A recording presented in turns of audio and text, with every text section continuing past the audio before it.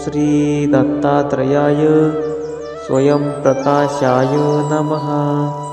ओम श्री दत्तात्रेयाय स्वयं प्रकाशाय नमः। ओम श्री दत्तात्रेयाय स्वयं प्रकाशाय नमः। ओम श्री दत्तात्रेयाय स्वयं प्रकाशाय नमः। ओम श्री दत्तात्रेयाय स्वयं प्रकाशाय नमः। ओम श्री दत्तात्रेयाय स्वयं प्रकाशाय नमः। ओम श्री दत्तात्रेयाय स्वयं प्रकाशाय नमः। ओम श्री दत्तात्रेयाय स्वयं प्रकाशाय नमः। ओम श्री दत्तात्रेयाय स्वयं प्रकाशाय नमः। ओम श्री दत्तात्रेयाय स्वयं प्रकाशाय नमः। ओम श्री दत्तात्रेयाय स्वयं प्रकाशाय नमः। ओम श्री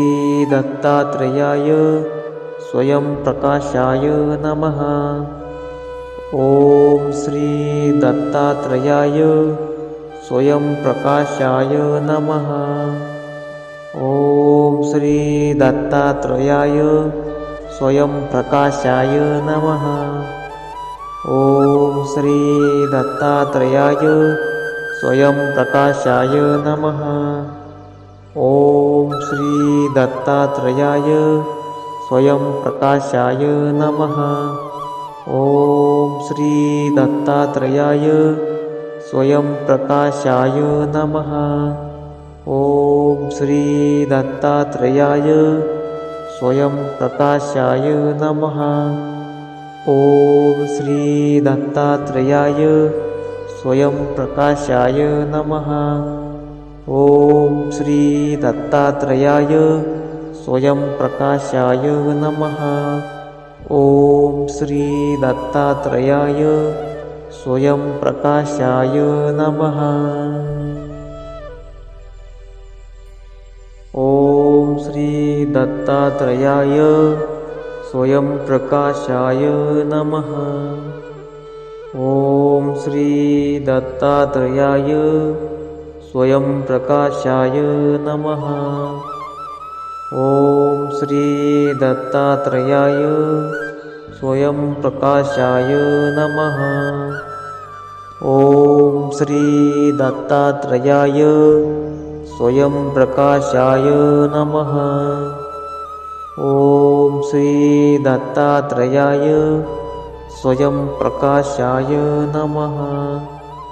ओम श्री दत्तात्रेयाय स्वयं प्रकाशाय नमः।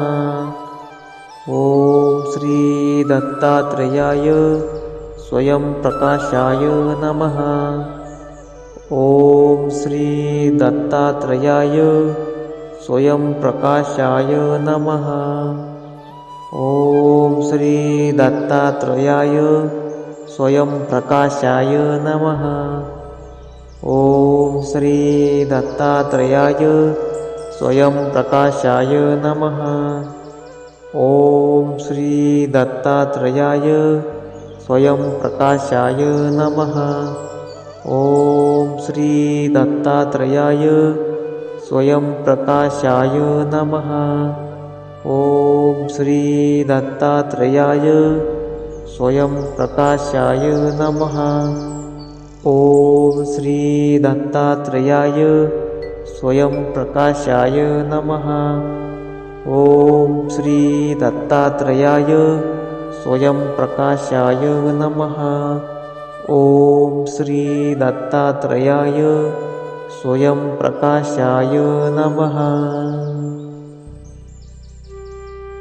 ओम श्री दत्तात्रेयाय स्वयं प्रकाशाय नमः। ओम श्री दत्तात्रेयाय स्वयं प्रकाशाय नमः।